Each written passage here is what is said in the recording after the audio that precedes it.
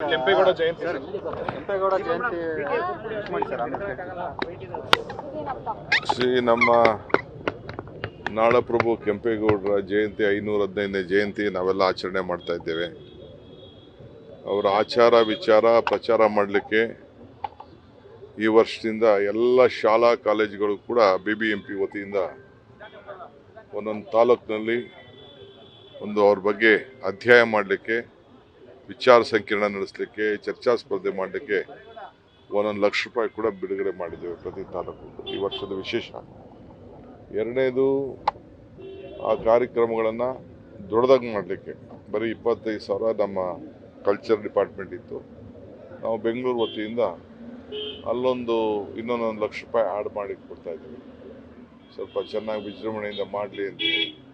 ಏಕೆಂದರೆ ನಾಡಿನ ಎಲ್ಲ ಜನತೆ ಬಂದು ಬೆಂಗಳೂರಲ್ಲಿ ಬಂದು ಸೇರ್ಕೊಂಡಿದ್ದಾರೆ. ಕೆಂಪೇಗೌಡ ಎಲ್ಲರ ಆಸ್ತಿ, ಒಂದು ಜಾತಿ ಒಂದು ಧರ್ಮಕ್ಕೆ ಸೇರಿದವರಂತೂ ಅಲ್ಲ. ಸೊ ಅದಕ್ಕೆ ಎಲ್ಲರಿಗೂ ಕೂಡ ಹೆಚ್ಚಿಗೆ ಪ್ರಚಾರ ಆಗಲಿ ಅನ್ನೋ ದೃಷ್ಟಿಯಿಂದ ಒಂದು ತೀರ್ಮಾನವನ್ನು ಮಾಡಿದ್ದೇವೆ.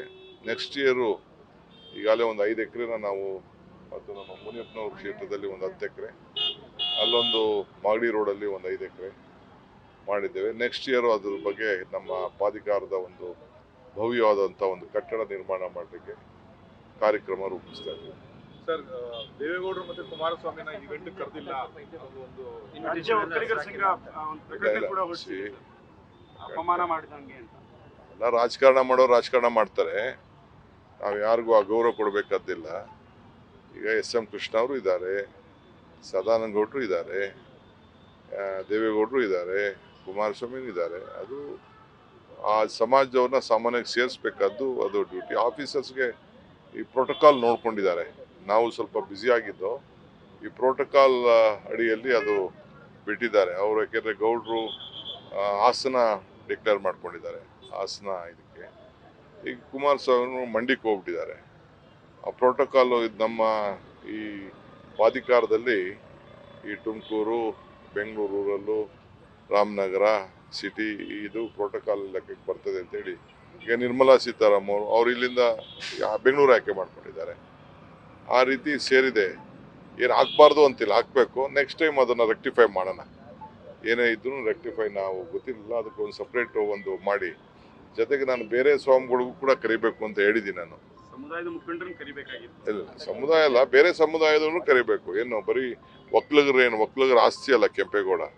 ಬೆಂಗಳೂರು ಕಟ್ಟಿರೋದು ಎಲ್ಲ ಜಾತಿ, ಎಲ್ಲ ಉಪಕಸಬು, ಎಲ್ಲ ಧರ್ಮದವ್ರಿಗೂ ಕೂಡ ಇದನ್ನು ಭಾಳ ಒಂದು ವಿಶೇಷವಾದಂಥ ಆದ್ಯತೆಯನ್ನು ಕೊಟ್ಟು ಅವರ ವೃತ್ತಿ ಅನುಗುಣವಾಗಿ ಕಟ್ಟಿದಂಥ ಒಬ್ಬ ಧೀಮಂತ ನಾಡಪ್ರಭು ಕೆಂಪೇಗೌಡರು. ಅದರಿಂದ ಆಯಿತು, ಕೆಲವರು ಮಿಸ್ಟೇಕ್ ಆಗಿರ್ಬೋದು, ಮುಂದಕ್ಕೆ ಅವ್ರು ರೆಕ್ಟಿಫೈ ಮಾಡ್ತಾರೆ. ಸರ್, ಇವತ್ತು ಡೆಲ್ಲಿ ಅಜೆಂಡಾ ಸರ್ ಏನು ಡೆಲ್ಲಿ ಹೊಸದಾಗಿ MP ಗಳಿಗೆ ಭೇಟಿ ಮಾಡಿ ನಮ್ಮ ಏನೇನು ಪ್ರಾಜೆಕ್ಟ್ಸ್ ಪೆಂಡಿಂಗ್ ಪ್ರಾಜೆಕ್ಟ್ಸ್ ಇದೆ ಅವ್ರಿಗೆಲ್ಲ ಮಾತಾಡಲಿಕ್ಕೆ.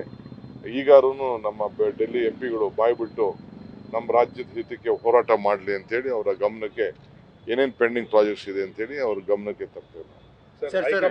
ಮಾಡ್ತಿದ್ದೀರಾ ಸರ್? ಇಲ್ಲಿ ಸುಮಾರು DCM ಅಂತ ಎಲ್ಲ ಪೇಪರಲ್ಲಿ ಮಾತಾಡೋರೆಲ್ಲ ಹೋಗಲ್ಲ, ಹೈಕಮಾಂಡಲ್ಲಿ ಮಾತಾಡಿಕೊಂಡು ಅವರೆಲ್ಲ ಪರಿಹಾರ ತೊಗೊಂಡು ಬರಲಿ. ಏನೇನು ಬೇಕು ಪರಿಹಾರ ಯಾರು ಬೇಕಾದ್ರೂ ತೊಗೊಳ್ಳಿ. ಮಾಧ್ಯಮದ ಮುಂದೆ ಚರ್ಚೆ ಮಾಡೋಂಥದ್ದು ಅವಶ್ಯಕತೆ ಇಲ್ಲ. ನಾನು ಮಾಧ್ಯಮದ ಮುಂದೆ ನಾನು ಕೂಡ ಏನು ಚರ್ಚೆ ಮಾಡೋಕ್ಕೆ ಹೋಗುದಿಲ್ಲ. ಯಾರು ಏನು ಬೇಕಾದ್ರೂ ಪರಿಹಾರ ಹುಡ್ಕೊಂಡು ಬರಲಿ, ಯಾರು ಬೇಡ ಅಂತಾರೆ. ಅದಕ್ಕೆಲ್ಲ ಇದು ಪ್ರೆಸ್ ಅಲ್ಲ, ಪೇಪರ್. ನೀವು TV ಅವರು ಪೇಪರ್ ಅವರು ಇದಕ್ಕೆ ಪರಿಹಾರ ಕೊಡೋದಿಲ್ಲ, ನೀವು ಪ್ರಚಾರ ಕೊಡ್ತೀರಷ್ಟೇ.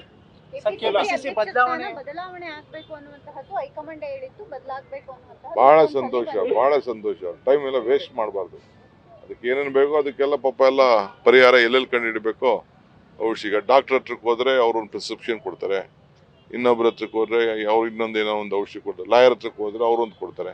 ಹಂಗೆ ಅವ್ರಿಗೆ ಎಲ್ಲೆಲ್ಲಿ ಬೇಕೋ ಪರಿಹಾರ ಬೇಕೋ ಪಾಪ ಹುಡುಕೊಂಡು ಹೋಗ್ಲಿ, ಯಾರು ಬೇಕಾದ್ರೂ ಹೋಗ್ಲಿ. ಅದಕ್ಕೆ ನಮ್ದೇನು ಅಭ್ಯಂತರ ಏನಿಲ್ಲ. ಎಲ್ಲರಿಗೂ ನಮಸ್ಕಾರ. ನ್ಯೂಸ್ ಫಸ್ಟ್, ನಿರ್ಭೀತಿಯಿಂದ ನಿಮ್ಮ ಪರವಾಗಿ.